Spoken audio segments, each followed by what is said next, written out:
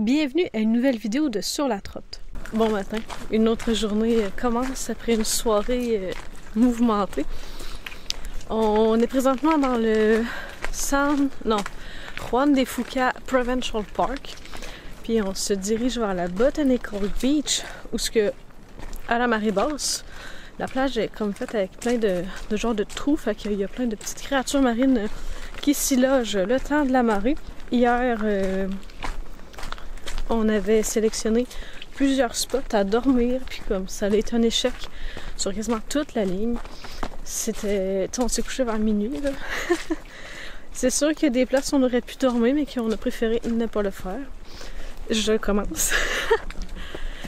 Le premier spot qu'on est arrivé, il y avait comme une roulotte, un VR qui avait l'air comme vraiment permanent avec une écho qui avait genre personne dedans. On a comme pas tant trippé sur la vibe. Puis c'était vraiment tout petit, c'était juste un char qui rentrait, puis il y avait comme plein de branches sur le côté.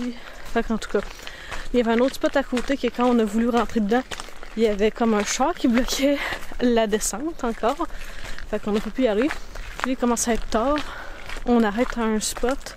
Antoine sort, puis il y avait un graffiti, genre il y avait plein de déchets. On sait qu'il y a un divan en bas du spot, devant l'eau, puis un truc de feu. Puis il y avait une valise ouverte avec plein de déchets dedans, tout. Fait qu'on était comme, oh là, il y avait de l'eau. Fait que c'est vraiment pas l'endroit de rêve. Puis on entendait un bruit bizarre de loin, fait que on est reparti.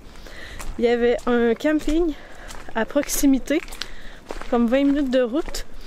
Puis c'était supposé être 15$ la nuit, mais ça a monté, c'est rendu à 25$. Puis il y avait juste des bécosses. Fait que là, on n'était pas très intéressés de payer 25$ juste pour dormir puis repartir super tôt le lendemain matin. Fait qu'on a fini par dormir sur le bord de la route. Il y avait une schoolie aussi avec nous, fait que c'était comme pas si pire non plus, là, mais en espérant que cette nuit, on ait un plus beau spot ou qu'on n'ait pas à travailler autant là, pour trouver un bel endroit à dormir. Oui, c'est pas tout. Il y a 2 autres spots qu'on est allés aussi. Il y en a un, c'était comme une descente, on sait pas jusqu'où ça allait, c'était pas très large, rien, mais il y a déjà eu un arbre qui était tombé dans le chemin parce qu'il était coupé sur le bord. Puis un peu plus loin, il y en avait un qui était vraiment comme sur ses dernières minutes d'heure, je sais pas, non mais il était vraiment sur le bord de tomber, là, tu sais, ça nous faisait genre le viaduc, là, un petit pont. Fait qu'on s'est dit, ouais, non, on a l'air vraiment faim si on passe, puis demain matin, il est tombé, fait qu'on n'est pas allé. Puis on s'est dit, on va juste dormir dans le haut du chemin, s'il y a de quoi. Mais s'il y avait des gens en bas ou tout, ou si quelqu'un voulait passer, on allait bloquer le chemin, c'était pas assez large pour ça. Puis l'autre endroit, c'était un pull-out. Puis il y avait comme un pull-out dans un pull-out, là, genre une boucle dans le pull-out, exactement. Puis clairement, les gens voulaient sûrement plus que des gens dorment là, parce qu'il y avait comme une butte quand même pas mal haute de terre puis de roche, fait qu'on ne pouvait pas accéder à l'endroit le plus caché de la rue. En le racontant aujourd'hui, ce matin, je me dis, mon Dieu, on était peut-être un peu peureux, mais hier soir, tu sais, je veux dire, il faisait noir, puis il y avait extrêmement gros de bouillon, on avait de la misère à trouver les entrées de spot aussi. Mais la valise, c'était vraiment troublant. J'y pense encore. Je peux pas croire qu'un objet de la vie de tous les jours peut faire peur, mais ça n'avait vraiment pas rapport là.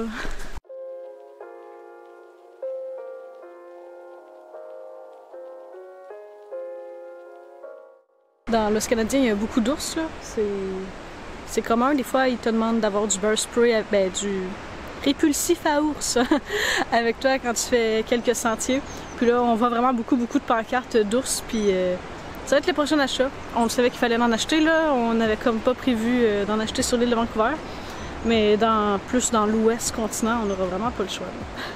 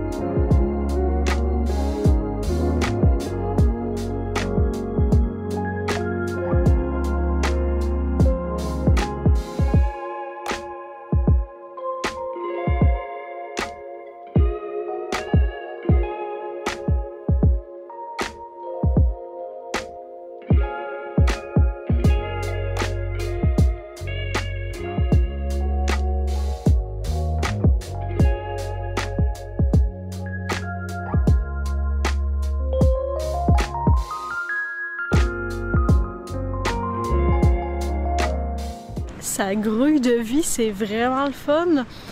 Faut de la patience pour voir des choses quand même, parce que dès qu'on s'approche d'un trou d'eau, ben les petites créatures ont peur, surtout les crabes, ils vont se cacher assez vite. Fait qu'il faut faire le piquette un peu. Puis ils finissent par ressortir puis à marcher un peu devant nous, c'est vraiment mignon. C'est incroyable. Puis si vous êtes assez chanceux, j'ai vu qu'il y a des gens qui avaient vu des oursins puis des étoiles de mer. On n'en a pas vu, mais c'est sûr que c'est possible. Là, l'eau a commencé à remonter un peu. On va aller voir comme plus par là, ici, puis après il va être trop tard. Mais faut faire attention, il y a des places c'est vraiment glissant. On dirait qu'il y a comme une petite pellicule d'algues invisibles.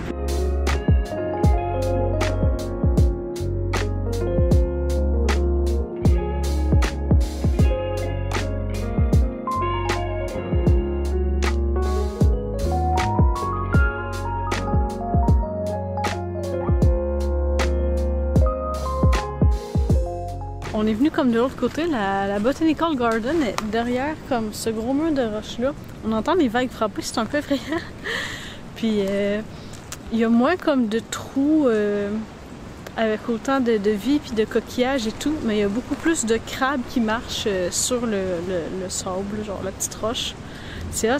Puis ils sont comme, je veux pas dire qu'ils sont moins peureux parce qu'ils sont pas moins peureux, c'est juste que l'eau est plus loin, fait que comme on dirait qu'ils figent un peu, mais on a pu en poser de vraiment plus proche là.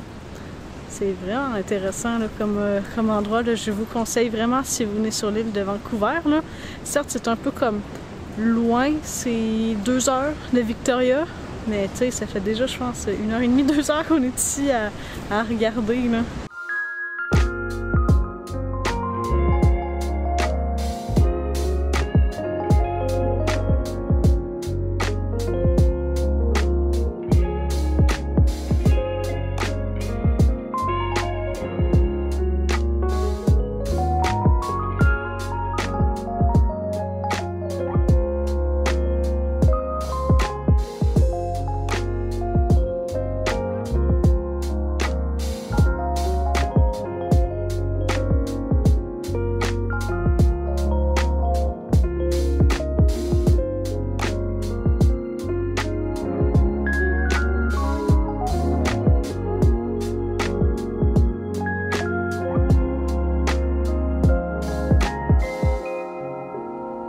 On a descendu tout en bas jusqu'à la China Beach.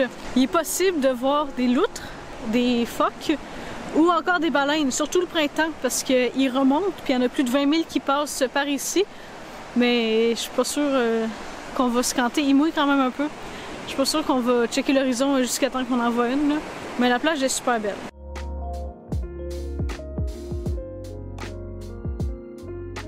J'ai peut-être jugé rapidement la place parce qu'on voit de loin des loutres. Genre, ça sert à rien que je me sais des filmer, là, ils sont vraiment trop loin, mais quand même, on voit leur petite tête puis on voit qu'ils se promènent là, sur le dos.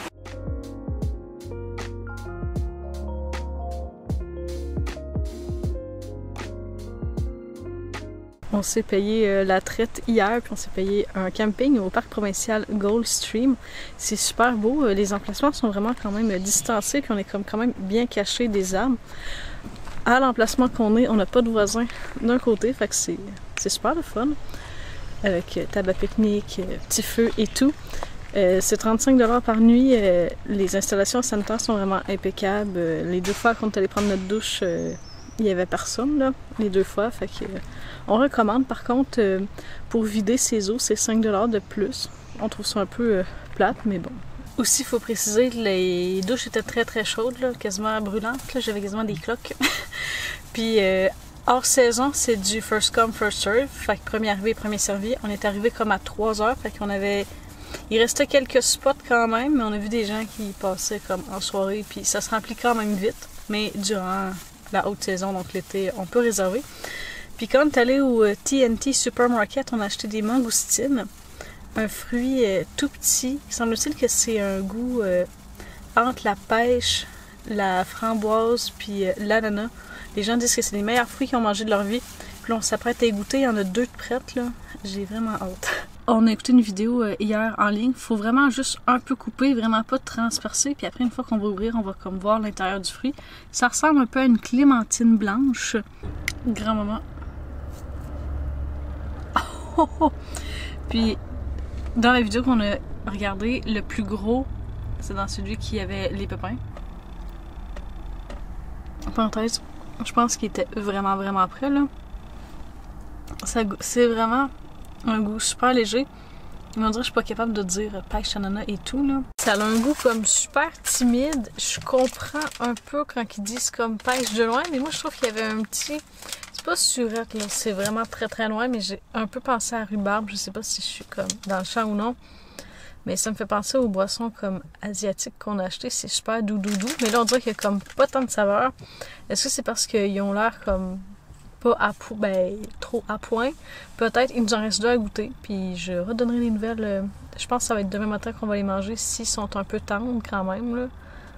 À voir. Mais ça m'a dégueulé, là. Quand j'ai touché le premier, ça m'a fait penser genre au cœur de poulet là, qu'il y a dans les barquettes des épiceries. Genre visuellement, puis la texture, je m'imagine que ça a l'air de ça. On va marcher environ 1 km avant de se rendre au Kinsale Trestle, qui est un des plus hauts ponts au monde ferroviaire sur chevalet, puis a été construit en 1921. On parle d'un pont long de 187 mètres puis haut de 44 mètres. Juste une petite astuce, là. On est parti, il faisait soleil, je me suis dit je ne mettrai pas de casquette, rien. Il s'est mis à mouiller. Fait que l'île de Vancouver, il faut rien prendre pour acquis. La température, honnêtement, elle change en un claquement de doigts à chaud. Dans 2 minutes, ça va être super beau.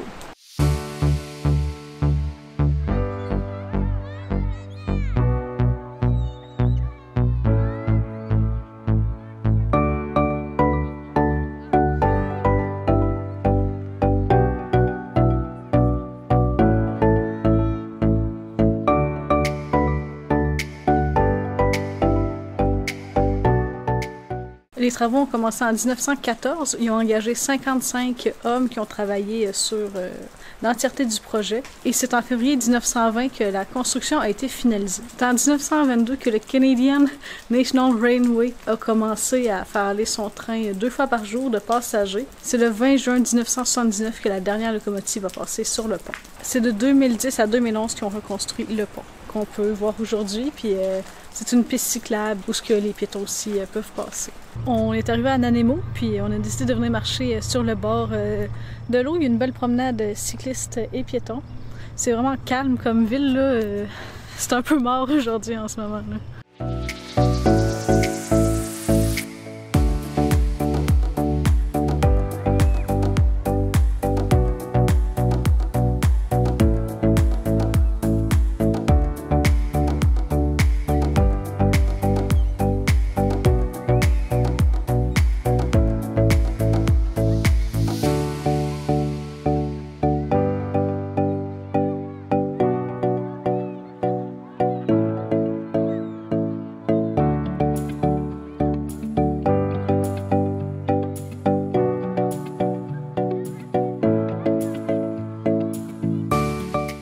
On s'était levé tôt ce matin pour regarder le lever du soleil, mais malheureusement, il y avait full de nuages, fait que ça n'a pas marché. Ensuite, on a pris la route pour aller au Macmillan Provincial Park.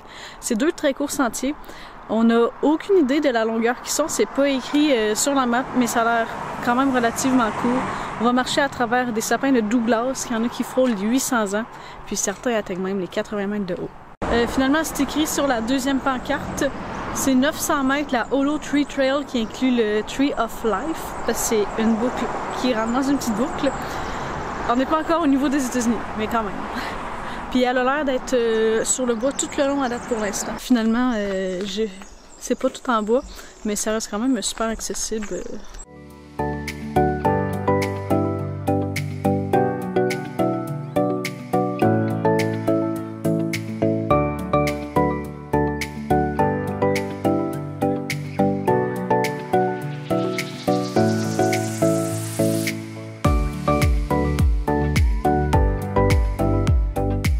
Selon nos constatations jusqu'à présent, tous les parcs provinciaux en Colombie-Britannique sont gratuits, ce qui est vraiment le fun. Mais, mais ils sont souvent très petits quand même. Ici, il y a juste 2 sentiers, puis après, c'est tout.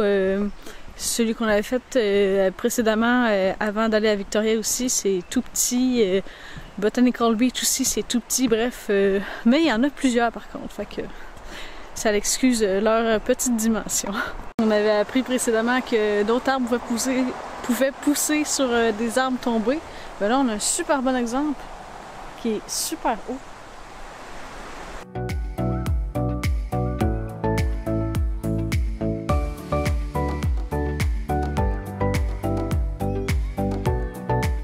On a terminé l'autre sentier, on vient d'embarquer sur Cathedral Grove.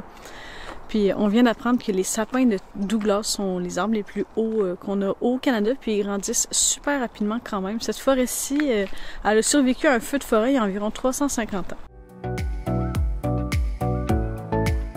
Derrière moi se trouve le Big Tree, le plus gros arbre du parc. Il y a 800 ans environ, puis il pourrait se rendre jusqu'à 1000 ans. Ils ont mis une comparaison avec la tour de Pise, je trouve ça très drôle de le comparer à un grand monument. Fait que quand Christophe Colomb est passé, l'arbre avait déjà 300 ans. La circonférence de l'arbre, c'est 9 mètres.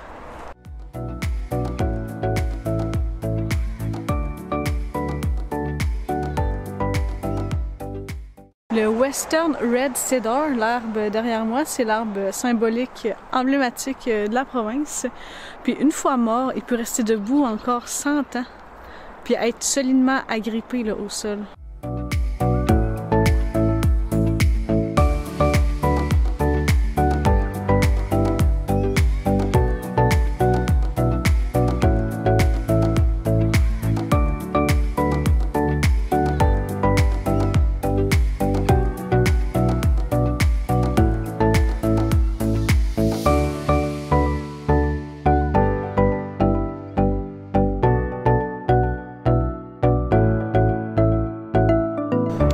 Tout juste d'arriver à Pacific Rim, c'est magnifique. On est comme entre les deux. On n'est pas l'hiver, mais on n'est pas l'été non plus. Ben, le printemps, on dirait que c'est un temps mort dans les parcs, là. Fait que le beau Visitor Center là-bas, avec un beau centre d'interprétation à l'intérieur, est fermé, malheureusement. Mais il y a juste un sentier sur 8 qui est fermé, fait qu'on va aller faire ça. Puis c'est tous des sentiers en bas de 3 km maximum. C'est comme 2,5 l'allée parfois. Parfois, c'est 800 mètres, fait qu'on va essayer d'en faire le plus possible cet après-midi.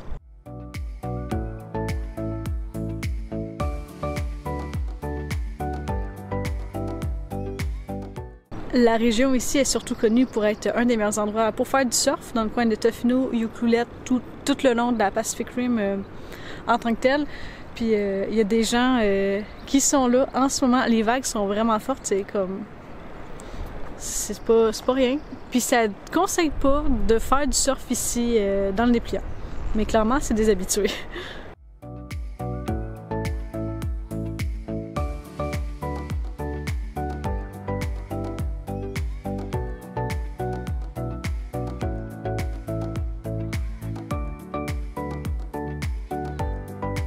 On est sur le territoire des Nuchanulta. Je vais l'écrire, puis j'ai sûrement massacré la prononciation, là, je m'en excuse.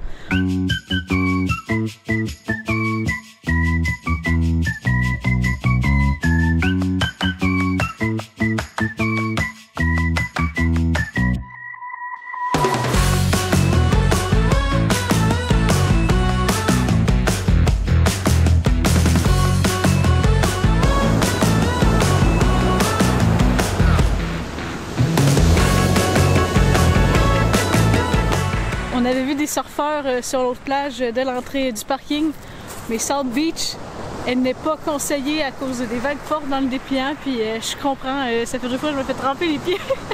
Je prends des photos, puis ça arrive d'un coup. Non, elles sont vraiment fortes, mais c'est vraiment magnifique. J'ai pas de mots. Je viens d'y repenser, mais quand on était à Victoria, on était plus proche de Tokyo qu'on était de St. John's à Terre-Neuve. C'est quand même fou qu'on était plus proche d'un autre continent que de notre propre pays à l'extrémité.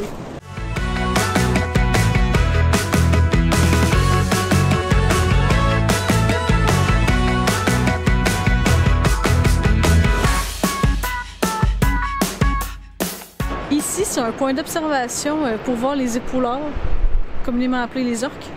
Puis il y a le site de whaletrail.org pour vérifier où ont été observés ou les zones qui le sont le plus. Je pense pas qu'on en voit. Mais c'est vraiment mignon.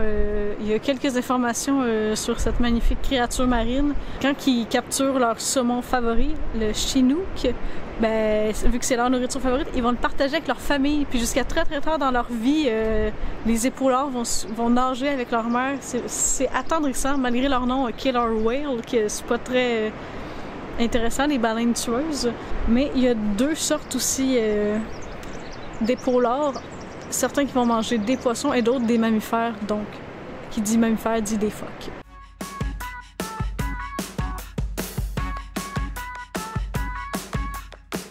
On entame un deuxième sentier. C'est la Tourbière, puis c'est 800 mètres. Puis tout le long, lui, j'ai la confirmation, là, contrairement à ce matin, c'est que du bois comme ça.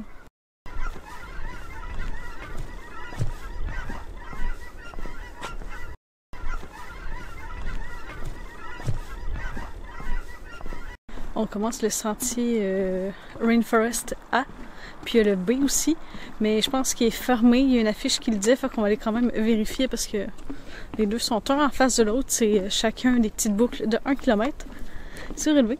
Super le fun. Puis aussi, en parallèle à la route, il y a une super belle piste cyclable. Je sais pas, elle se rend jusqu'où, mais ça a l'air vraiment agréable. Si vous êtes fan de vélo ou si vous en avez un puis vous venez ici, je pense que ça peut être vraiment une belle activité.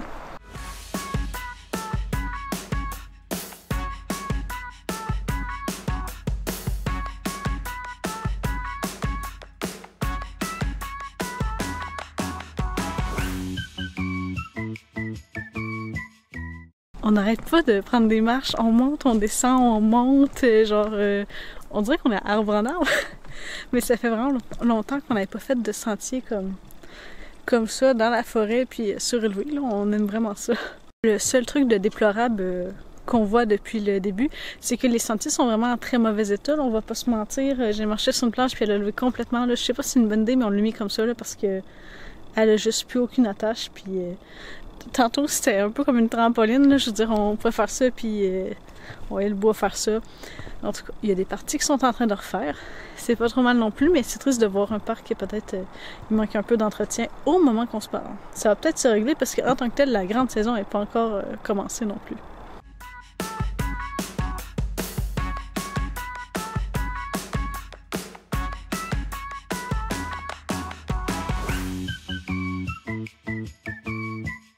On a un immense arbre, un immense cèdre derrière moi. En 1271, il était déjà un tout petit plan. Puis ils disent que 5 adultes peuvent faire le tour comme ça, là, de la circonférence. On va savoir au prochain panneau c'est combien de mètres qu'il y a. Moi, je soupçonne 10. On va aller voir la réponse. J'ai la mort dans l'âme. On est arrivé à l'autre panneau.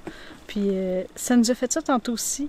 Il y avait une question. Puis on est arrivé à l'autre, puis il l'avait pas. Je me suis dit, un oubli où il manque un panneau. Ouais, le panneau était juste pas là, en fait. Mais bref, on n'a toujours pas la réponse, puis ils nous ont redonné une devinette. Mais j'ai même pas envie de m'essayer, parce qu'à la prochaine halte, on ne l'aura pas, la maudite réponse.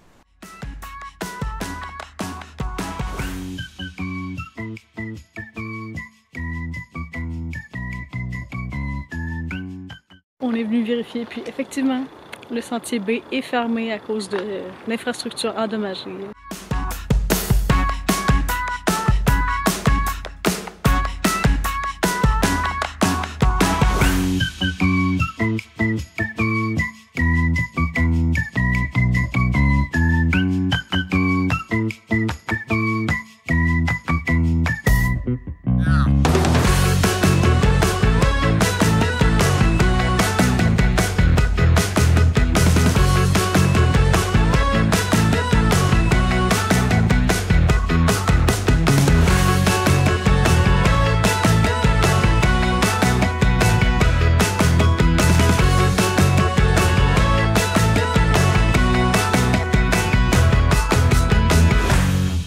On est venu voir à Radar Hill le belvédère.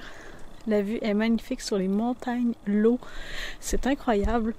On est allé virer aussi dans le village de Tofino juste pour voir de quoi ça avait de l'air.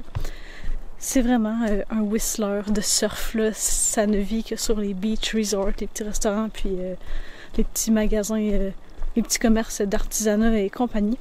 Ce qui est très dommage, c'est que la ville, en fait un peu la région ici, elle accepte aucunement l'overnight parking, fait que on est un peu obligé de requitter déjà dès ce soir.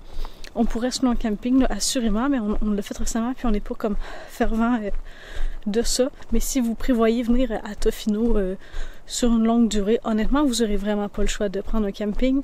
Même dans la rue, il y a des emplacements, tu peux pas te parquer si tu es un campeur, si tu es un trailer. C'est très très strict. Puis la loi, elle est appliquée. Tu sais, t'as pas le droit de dormir, t'as pas le droit de dormir. On a lu sur iOverlander qu'il y a même devant les maisons des pancartes, pas de camping. On n'en a pas vu. On n'a pas fait le tour non plus des rues. Fait qu'en tout cas, je pense qu'il faut tout de suite le savoir. Il faut un camping pour dormir dans la région. Tout comme du côté de Ucluelet, c'est la même chose. Aussi dans le village de Tofino, il y a des genres de shuttle pour se promener sûrement d'un resort à un autre ou à un restaurant ou à la plage, je sais pas exactement. Puis là, avant de quitter, on est retourné sur une dernière plage. C'est le rocher incinérateur. C'est comme des grosses buttes sombres avec la plage. Il est 7 h le soir, un lundi ou mardi. Puis il y a comme plus de 15 personnes qui font du surf. Moi, je suis vraiment impressionnée. C'est vraiment pas une vibe canadienne ici, là.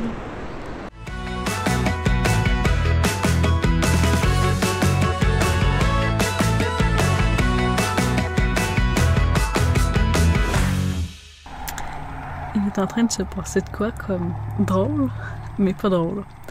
On est installé, on s'est trouvé un spot. Mais avant, on était allé voir un autre spot, puis on a vu un ours dans le chemin. Même si on n'a pas dormi là, j'étais comme ça vaut la peine d'être allé. On a vu un ours.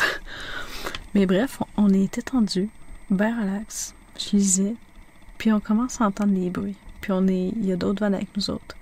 Puis là, je me dis, c'est-tu eux autres? Qu'est-ce que c'est? C'est-tu des animaux? Je sais pas.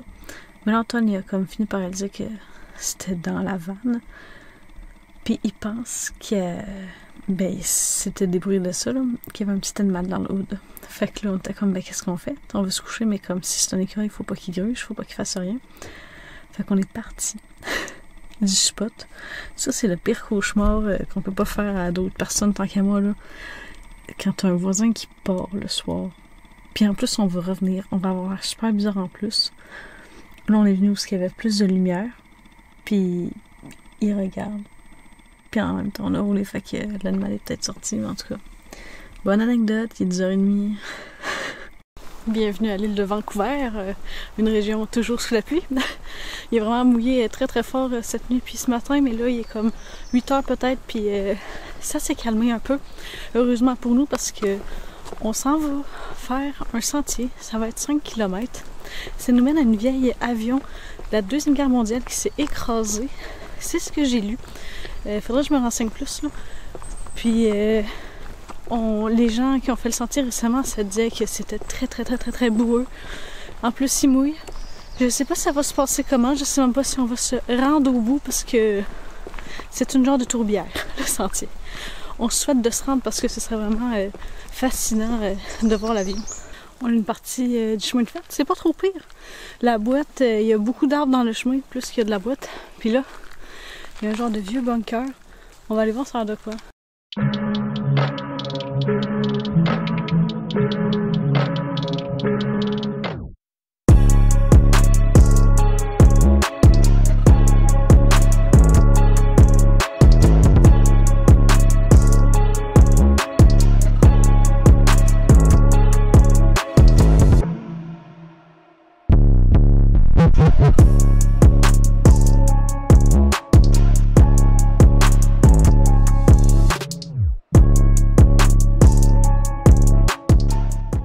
Bon, c'est sans surprise qu'il reste vraiment rien, mais c'est ça partout dans l'exploration urbaine. Je pense qu'il y a juste au Japon que tu peux trouver des endroits encore méga clean, mais je trouve ça vraiment triste qu'il y ait un non-respect comme ça des lieux de taguer, puis il y avait un gros tas de déchets, de bouteilles, genre pourquoi? Je trouve ça vraiment triste.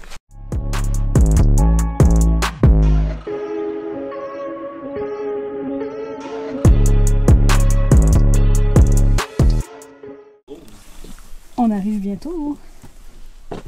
Finalement, on va s'être rendu. Je suis vraiment très impressionnée. C'est épatant, là. J'ai aucun mot. Je suis vraiment contente de voir ça. Ça peut sembler étrange, un avion militaire en plein milieu de la forêt, mais il y a des dunes. Ici, le nom va apparaître. Sur le bord des plages, qui a servi comme zone de tir et de bombardement durant la Deuxième Guerre mondiale. Ça fait du sens, ça relie les éléments. Puis Antoine a remarqué que c'était un avion, justement, de bombardement, que les bombes devaient être là. Il est tellement observateur.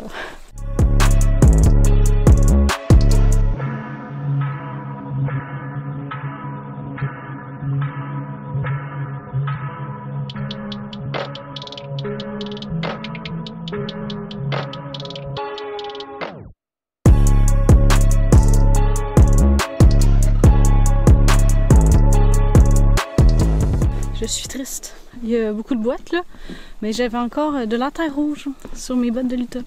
Puis là, la terre brune canadienne prend le dessus sur le rouge. J'avais un beau souvenir. La partie qui suit le bunker est vraiment remplie de racines, sont coulantes en plus. Il y a plein de branches et tout. C'est talon avancé un peu. Ensuite, tu pognes un bout que ça se calme. Puis il y a des planches de bois comme ça. Fait que là, le trajet est beaucoup plus intéressant. Puis là, on marche vraiment au-dessus de la tourbière. Mais là, je pense qu'on arrive bientôt à la section des racines. N'ayant pas de bear spray encore, on s'assure de parler tout le long. De mon côté, je chante.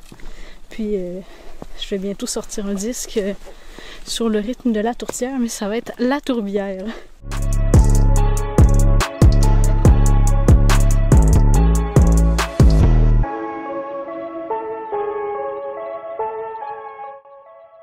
Notre petite exploration est terminée. On s'en vient marcher sur la Combers Beach. C'est 500 mètres dans le bois avant de se rendre à la plage. Puis, durant les marées basses, tout le long de la réserve du parc national de Pacific Rim, il est possible de voir des étoiles de mer, des oursins, sûrement des petits crabes aussi, comme qu'on a pu voir à Botanic Beach. On ne sait pas à quelle heure la marée, on n'a pas vu d'affiche nulle part. Mais on a peut-être espoir de voir, mais bref, on va aller découvrir ça ensemble. L'eau a l'air d'être en train de remonter tranquillement, mais là, le gros bémol, on peut pas vraiment s'approcher de l'eau parce que il y a une genre de rivière qui passe sur la plage, puis comme elle est pas mal grosse là. C'est pas juste un petit cours d'eau qui s'évite là. Fait qu'on n'aura pas vu si c'est possible de voir les zones interdidales où ce que la marée part et revient à tous les jours.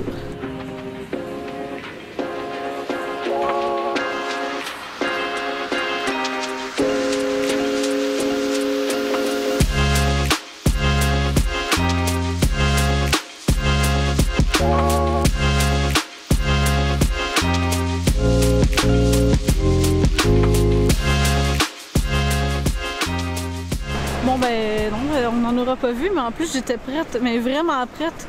Au centre d'accueil, il y a un dépliant Explorons le rivage. Puis c'est comme, pas l'inventaire, là, mais un répertoire de toutes les plantes puis les petites créatures qu'on aurait pu voir. J'ai peut-être pas vu ça, mais je pense que c'est la Seal Rock, le rocher des phoques qui est devant nous. J'ai pas mes jumelles, je les ai oubliées, mais je suis convaincue que c'est ça, les taches comme un peu beige sable là-bas, là. C'est cool, au moins on aura vu ça.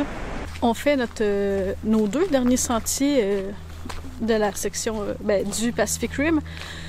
C'est deux sentiers qui sont un dans l'autre. C'est le Willow Brae puis Half Moon Bay Trail qu'on fait.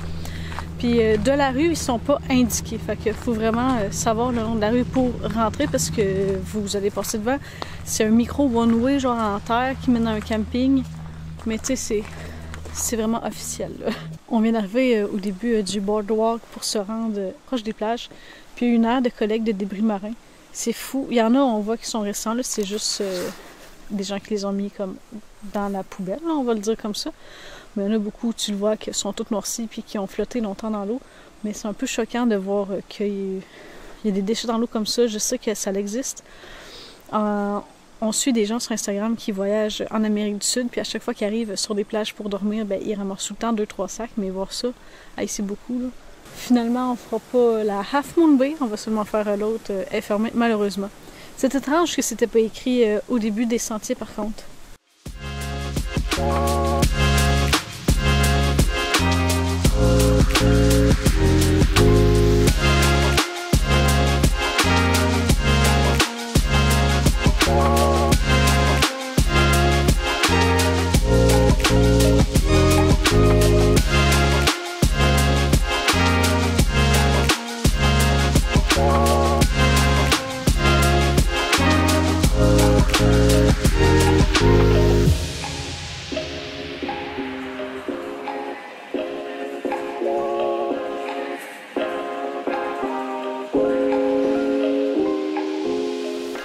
On va terminer la journée avec le Lighthouse Loop qui est à Oukloulette. Puis déjà sur le sentier, j'ai appris quelque chose qui est vraiment intéressant. Les petites fleurs jaunes, on en voyait à Washington souvent sur le bord des fossettes. Puis bref, là on en a su un peu plus, mais ces plantes-là peuvent vivre jusqu'à 80 ans, ce qui est vraiment épatant. Et puis l'odeur de cette plante-là serait tellement forte qu'elle réveillerait les ours après leur hibernation. Puis ils mangent cette plante-là en tant que laxatif. Il y aurait dans cette belle eau-là devant nous un navire qui gît sous l'eau, le Pass of Melford. Mais je viens d'apprendre que l'île de Vancouver était renommée The Graveyard of the Pacific, ce que je ne savais pas parce qu'il y a plus d'une centaine de bateaux qui ont naufragé sur l'île.